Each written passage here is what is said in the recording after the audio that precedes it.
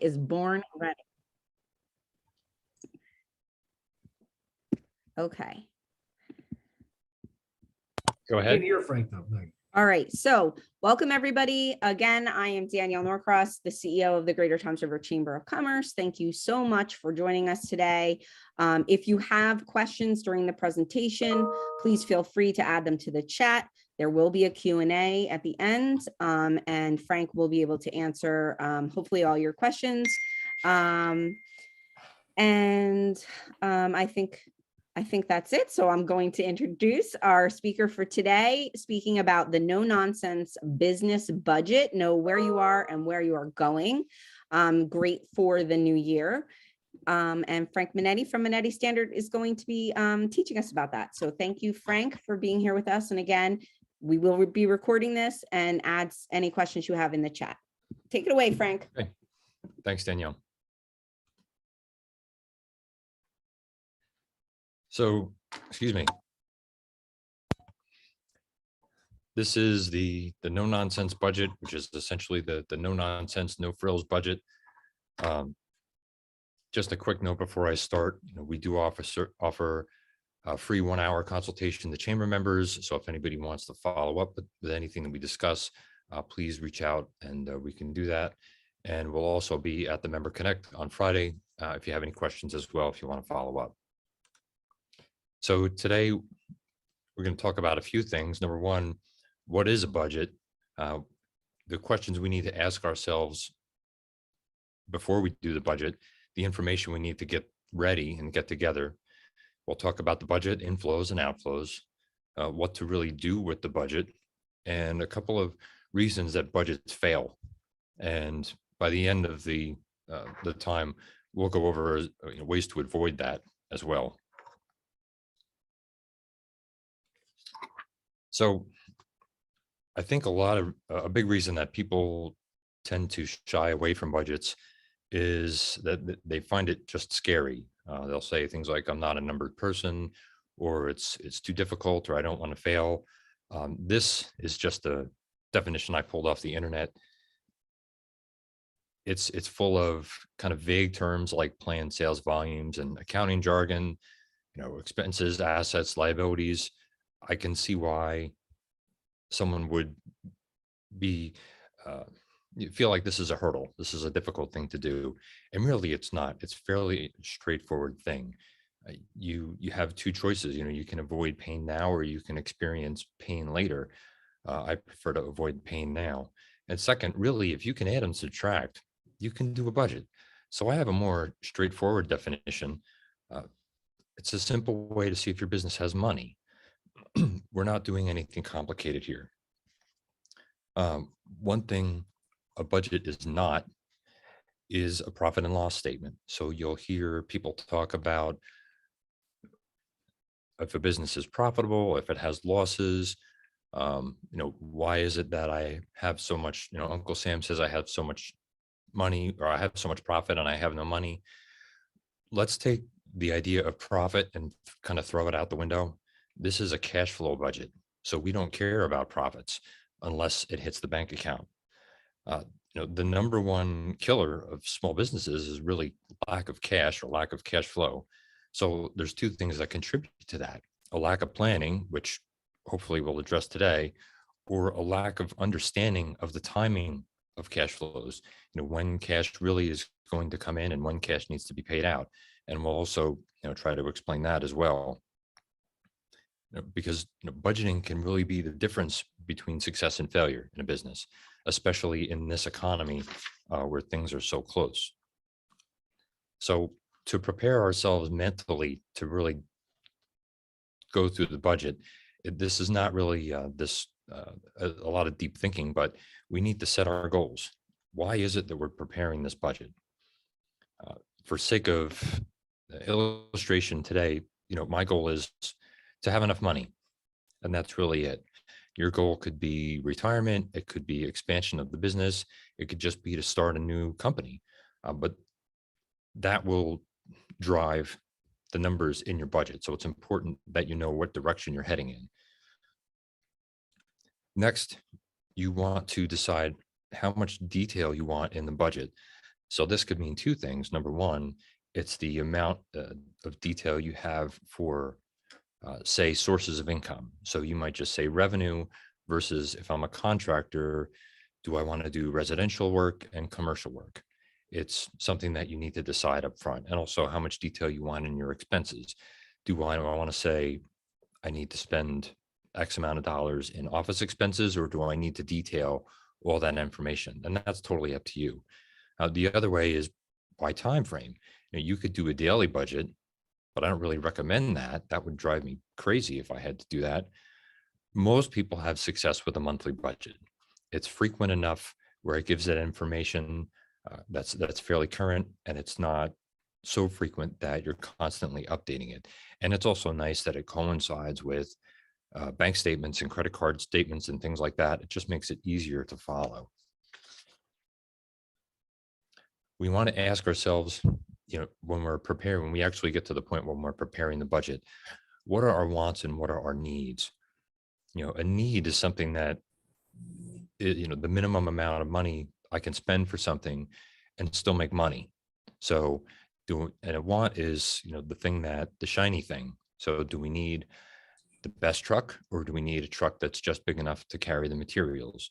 Do we need today's technology, or do we need yesterday's technology?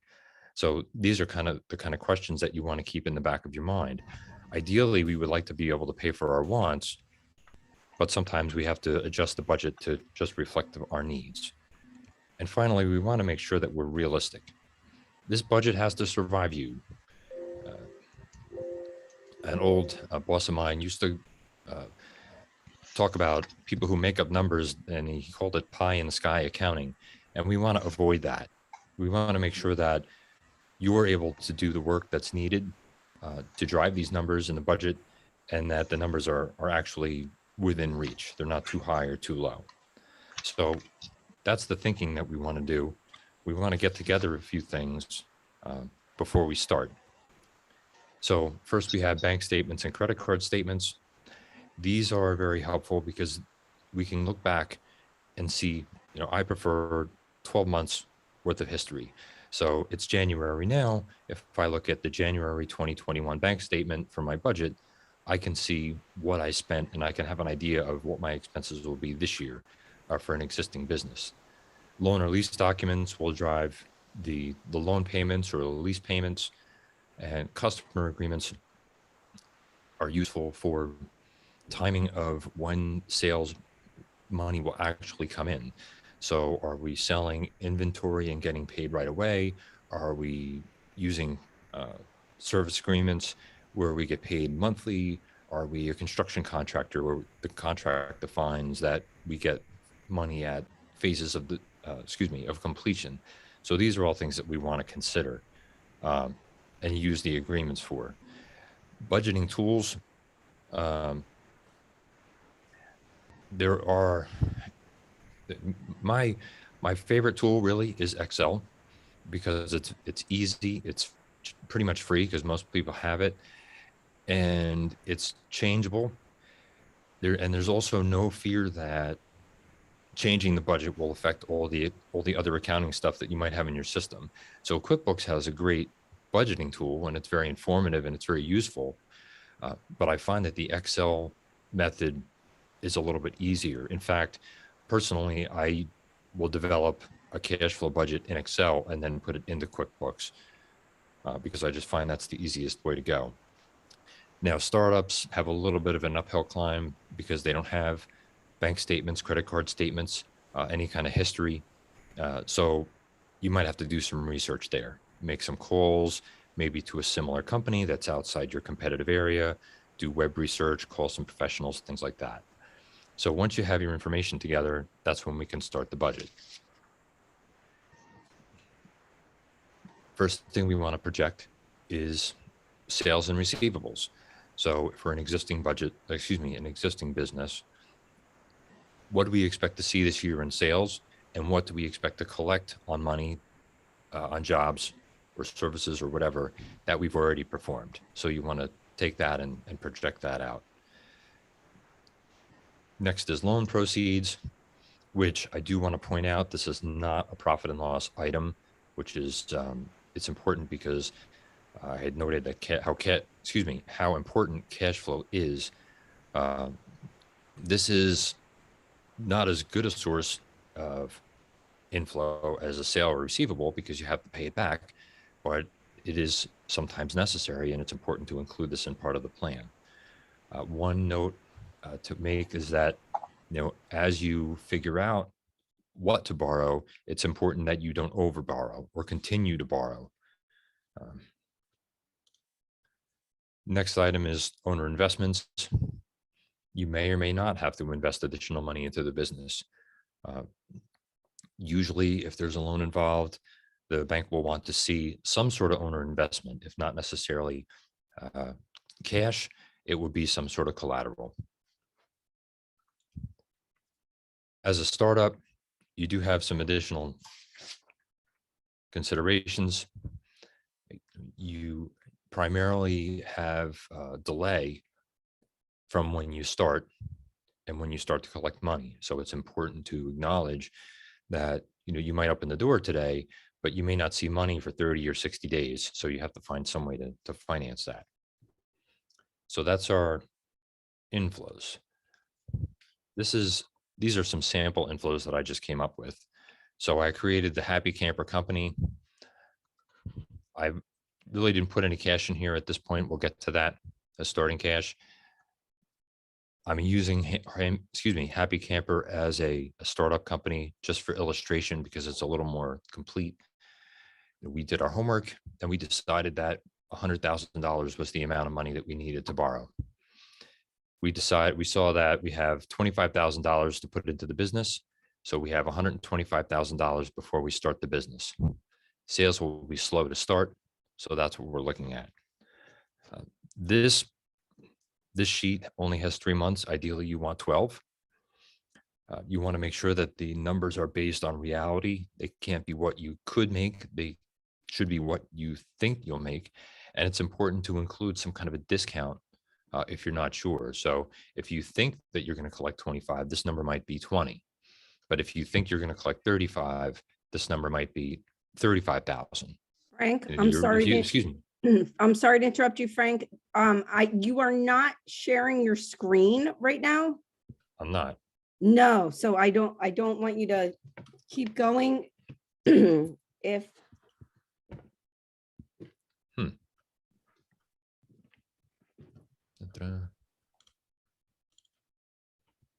Is that better? yes, thank you. My mistake. That's okay. That's okay. Let's see. So pretty much nobody saw what I was talking about before. Unfortunately, no. Okay, so let's just go do that real quick. Okay, great. So this is what I was talking about as far as what's a budget. I try to streamline it. As you get ready, these are the things that we wanted to look at. And I'll have a PDF of this as well that we can hand out if anybody wants to see it. This is the list of things that you wanted to get together.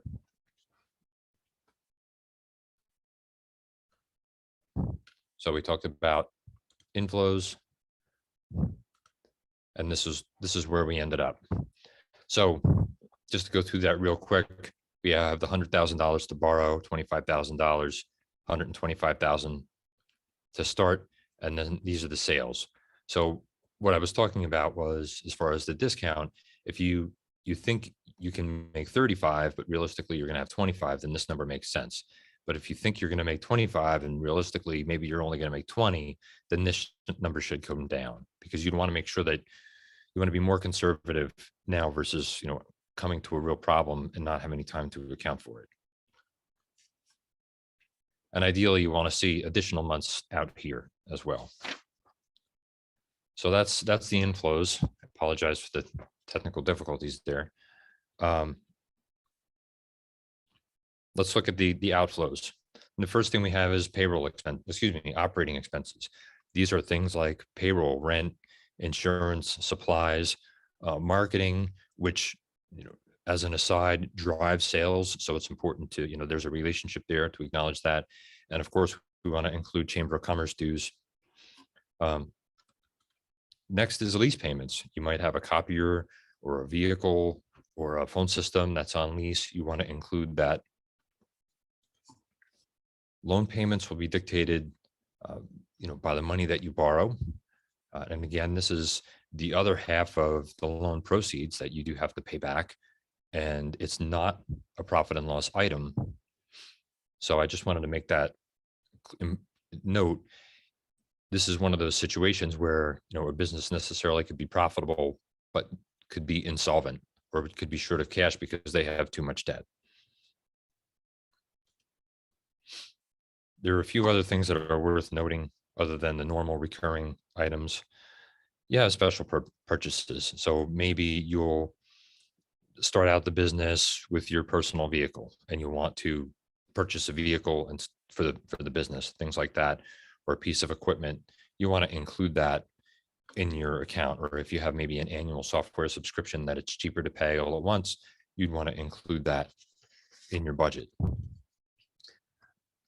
I think it's important to note that things never go as planned. Things break, employees quit. We had COVID for the last 2 years. Best practice is to try and put some money aside every month to account for that, so that should someone quit and you have to pay extra to hire a short-term temp or something like that, you have that money. Owner draws is really any way that an owner takes money out of the company. So it might be payroll, it might be some sort of an owner distribution, depending on the form of the form of business that you have.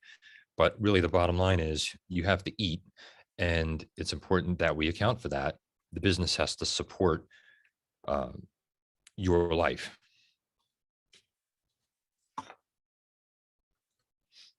Startups have an additional consideration. Essentially, you have these initial costs before you turn the key. Initial inventory, security deposits, initial supplies, maybe employee training, things like that, that will have to be addressed. So I have a list of sample outflows here, and it's nice that we can look at some numbers while I'm talking about them now. So we use the startup example, and I'm assuming that this is a business with inventory. So we have to lay out enough money basically to stock the shelves in full.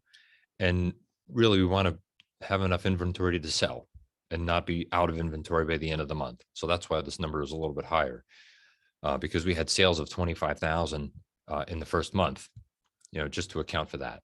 We had some training for payroll. We had some additional initial cost for insurance, rent, security deposit. Of course, we have chamber dues. So we're opening up the office and we're looking at 61,250 in costs. Month 2, your supplies and inventory costs, they are on the high end as the business builds, because you want to stay stocked and you want to have enough money to, have enough inventory to sell. Payroll will go up as the store gets to full capacity. You have rent, things like that, all regular normal stuff. You have on the bottom here, your loan payment. I just made this up, but it's important to have it as an outflow. Now I have, as an emergency fund, 5% of sales. Now you can call this miscellaneous expense, doesn't really matter. In my experience, especially new businesses, really 5 to 10% of unexpected costs is a good way to budget, is a good way to plan for the unexpected things, for things to happen, costs that you have to incur that you just don't plan for. So this is 5% of sales for now. And our owner draws, I have 5,000 a month. Now, this number doesn't need to be the same every month. It can be different, but you definitely want to include it. And also, you want your outflows to be 12 months as well. And ultimately, the whole budget, you want to go out 12 months. So we have all this information together. Let's see, how do we use it? So the first thing we want to do is look at the results. We want to make sure really that everything is included in the budget. Are the sales numbers accurate? Are there expenses that are missing? I usually go through a budget a number of times to make sure that everything fits. I want to make sure that everything flows. So as sales go up, expenses go up, things like that. And I want to make sure that there are relationships that make sense. If I expect sales to triple, how am I going to do that? What's my marketing budget? And we may find that there's not enough marketing money to have sales triple. That is the kind of thing that we want to make sure that we address. We want to make sure that the budget is complete. So once we have that, we're sure that everything's in there. We want to compare the budget to what the goals were. And in this case, the goal was to have enough cash. We might find that we're not meeting our goals. We might find that we are wildly past what our goals are, which to me would be an indication that I missed something, to go back and take another look at it. So here is our initial budget based on what we've got so far. And the short answer here about our goals is no, we did not meet our goals. In fact, we're $27,625 short. We borrowed 100, we put 25 in. By the end of, I'm in the startup column here. By the end of the startup period, basically when we opened the door, we had 63,000. Sales here, you know, and this is again, just an example that I put together, but we're laying out the same amount of money here for supplies as we are in sales because we're building inventory and we're making sure that we're ahead of the curve. Could this number be lower? Sure. But it's whatever number your research supports. As we go up, you know, sales go to 50, supplies go a little bit lower, sales go to 75, supplies are still a little bit lower, but even in the first month, we're $25,000 in the hole just to pay payroll. You know, it really isn't until the third month in this example where we almost start to cover supplies and payroll. So really by the end of month 2, or before the month of the end of month 2, we're in trouble.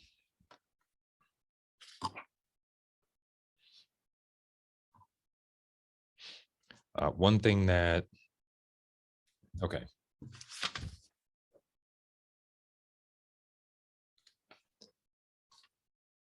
Now that we know what our budget looks like, we need to adjust it. How do we increase the money in? How do we decrease the money out? And that's really the short version. And then once that's done, you repeat the process.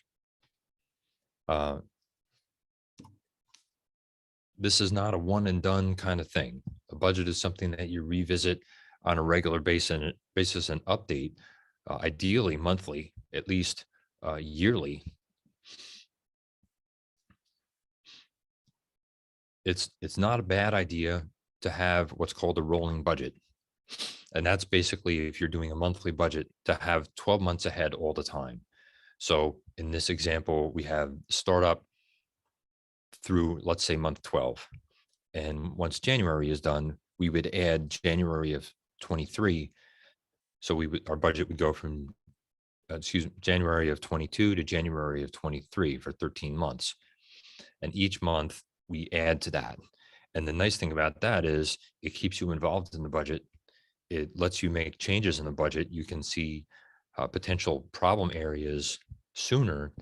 And it's also easier to do next January's budget when you're in the current January. And you can even delay it a little bit if it makes it a little bit easier. So let's make a few changes to our budget and see what happens.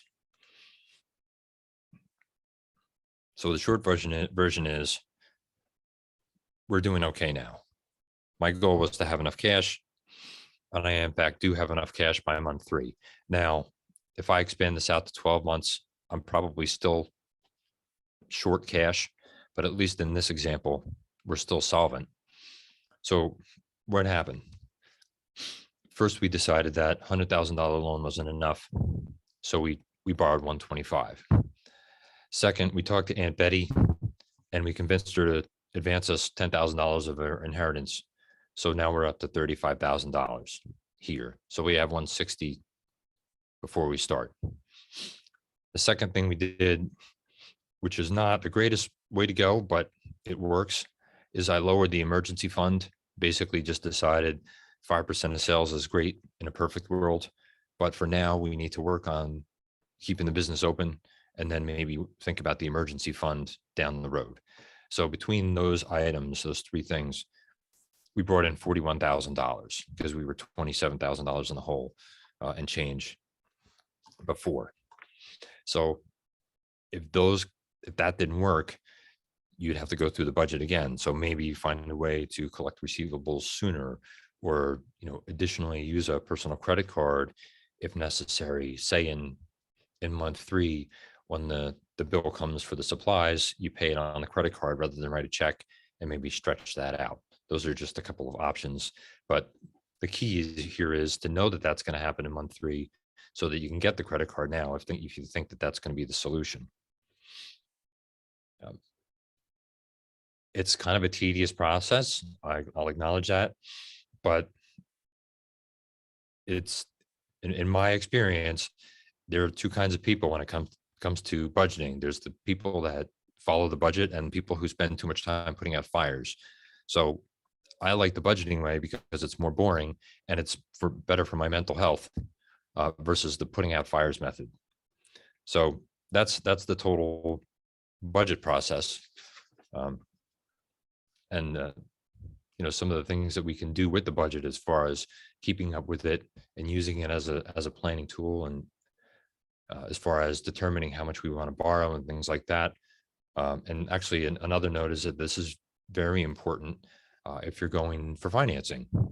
The bank wants to know that you've done your homework.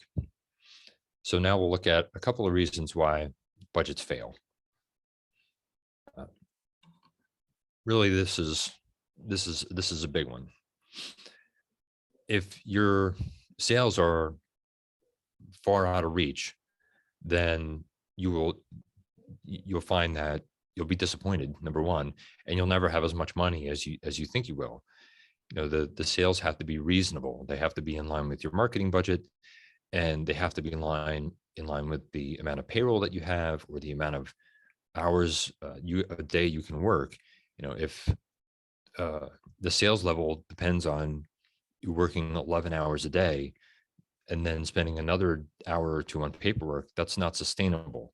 So it's important to just consider those things because the budget has to survive you, for sales and also for expenses. Another reason is a lack of commitment to spending. This is the wants versus needs argument. You have to know how much money historically you've spent and how much belt tightening that you can do. It's important too to keep this in mind. For example, if there's inventory, somebody comes to you and there's a great deal on inventory, and that might make a lot of sense profit wise, but it means that you spend your emergency fund, in which case you want to maybe pass on that opportunity in exchange for the long-term survival of your business. The other thing to note is in this case, in inventory, is that that inventory may not sell.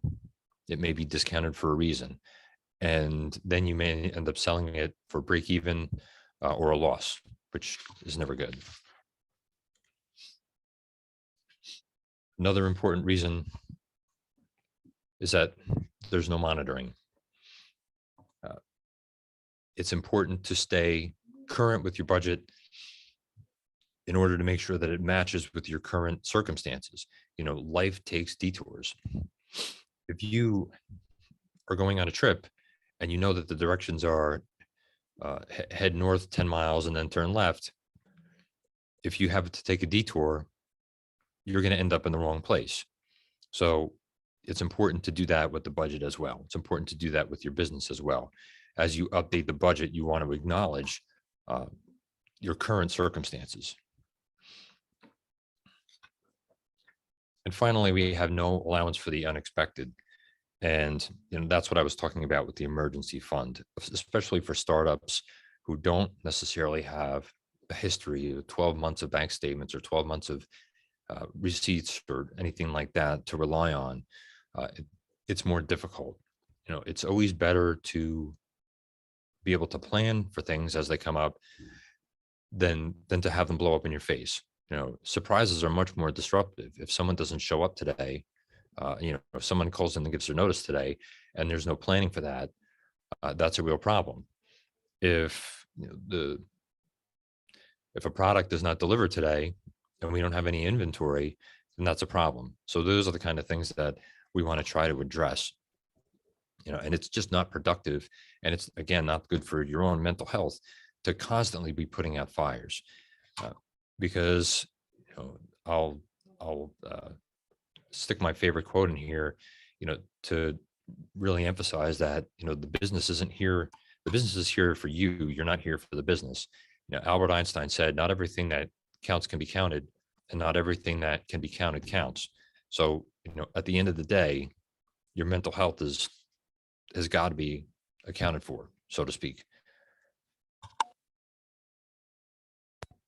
And, just to really quickly go over how to avoid these fails, to highlight the things that we talked about.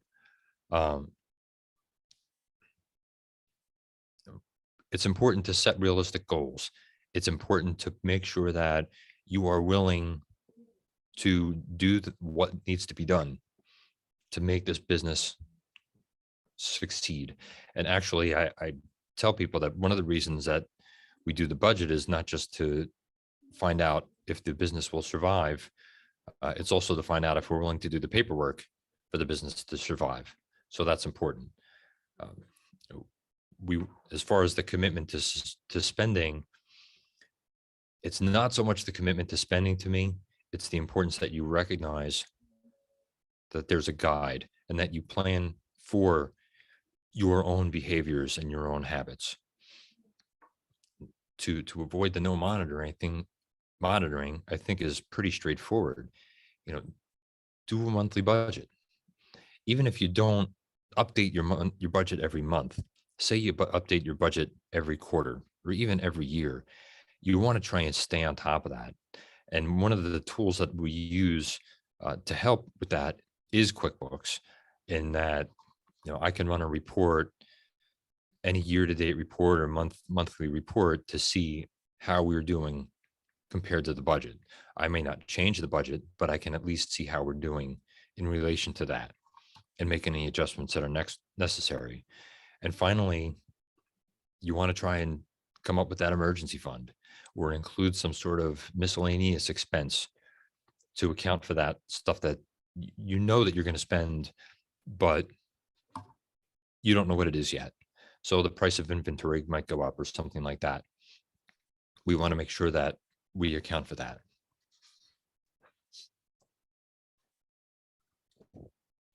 So that's the no nonsense, no frills budget. Like I said before, we have a PDF of this. If you're interested, I can send it to you. Certainly, since we had a little bit of a difficulty before, it's important to get your head in the game. Make sure you understand what it is you're trying to accomplish. You want to make sure that you get your information together and that you have everything together. At that point, you can start the budget. And all the budget is, it's nothing scary. It's money in and money out. You do this with your own personal checking account every day. It's not that much of a reach to get a business to that. I just want to take a little bit of a side point to just tell a quick story about the importance of budgeting. A while ago, I had a client who wanted to start an ice rink, and he was an ice hockey coach at high school, and he knew people in the industry. He had done extensive industry research nationwide. He had called other rinks and things like that, and he had hired us to do a business plan for him, or to help him with the financial side of it. And we met for months and months and months and made several changes. And this was a very in-depth operation. It wasn't just really a simple budget. We were doing things like projecting revenue sources, like open skate versus skating classes versus clubs and things like that. and how many people he needed to have on staff and how much that would cost. And it was very interesting to me anyway. But the short version is, before he really finished that, I left the firm. And it wasn't until a couple of years later that I happened to be in the area and I stopped by. And fortunately, he actually remembered who I was. But he was talking about his budget and how he actually showed me the budget, because it was so long ago that we were actually doing paper budgets. And he was telling me how he referred to it. And this was years into the business, and how he made notes of all the variances and things like that. And just as an example of one of the bizarre things that came up that nobody thought of was the utility bills. We had done the utility bills without realizing that to have an ice rink, you need ice. And that it costs a lot of money to turn water into ice. So those are the kind of things, it sounds stupid. How could you possibly want to have an ice rink without thinking about the cost of making ice? But those are the little kind of things that come up that make it important to budget, to be able to know that 12 months down, if you have that first utility bill, that you've planned for 12 months and that you've had that emergency fund or that miscellaneous expense or whatever it is to help offset, that unexpected bill. So that's my story. Really, cash is the lifeblood of business. And, we have to take care of it, and so that it will take care of us, because, we're more important than the business. And that's it. Thank you That's so all I much. have. Thank you so much, Frank. Okay, so if you want to send me the PDF, I'll send that out with the link to the YouTube channel as well. And there is a question here. Do you want to stop sharing your screen so you can see everybody in case? Yeah, there you go. So Ralph had a question. He is asking, can you use historical data to create your monthly budget? Sure. That's historical, not hysterical. I said historical. Well, it depends on how interesting you want your budget to be, I guess. You can absolutely use historical information. And in fact, QuickBooks has a function where you can take last year's profit and loss and fill in the profit and loss budget. Okay, excellent. Does anyone else have any other questions for Frank? And again, this is being recorded. So I'll send out the recording, and I'll also send out the PDF that Frank was sharing with us. Any other additional questions? It's very thorough presentation, Frank. So we appreciate it. Frank, as he mentioned this morning, earlier, he is offering to our chamber members a free 1 hour consultation. Is that correct, Frank? It's a 1 hour consultation? Yes. Yep, a free 1 hour consultation. So if anybody has any questions about their budget or about, quite honestly, any accounting. Really anything. Yeah, any accounting issue, Frank would be more than happy to sit with you and go over the things that you have a question. And also, I just wanted to, again, thank you all for coming this morning. Our next month, we are having, let's see, I have it right here. Next month is going to be, CG Mineta is going to talk about initiatives, cash flow, and taking the SH out of IT. So that will be a very interesting presentation also by CG Mineta. Thank you everyone for coming. I'm giving you 15 minutes back. That's amazing. So 15 minutes of your day is back for you to maybe finish up your lunch. And tomorrow morning is Member Connect. And don't forget, it's at 7:45 a.m. We're again giving 15 minutes. So I'm giving you literally a half an hour back of your week, which is wonderful. And then we are doing a little bit of a twist to our Member Connect. tomorrow and moving forward for 2022. I'm not going to say what it is, but we are going to be having a little bit of fun, and hopefully it'll work out. And then next week is networking at noon for all of you who are not comfortable going out right now due to COVID. We are having a networking event virtually next week on Tuesday, and that's at noon. And as you know, in January, we are doing one networking event per week, and that is free. All of our networking events are free to our members. So again, thank you so much for joining us today. And we will see you hopefully tomorrow morning for Member Connect. And if not, maybe next week for networking at noon, or the week after for GTRCC on tap. So thank you everyone for joining us, and we'll see you soon. Thanks again, Thank Frank. you. That was great.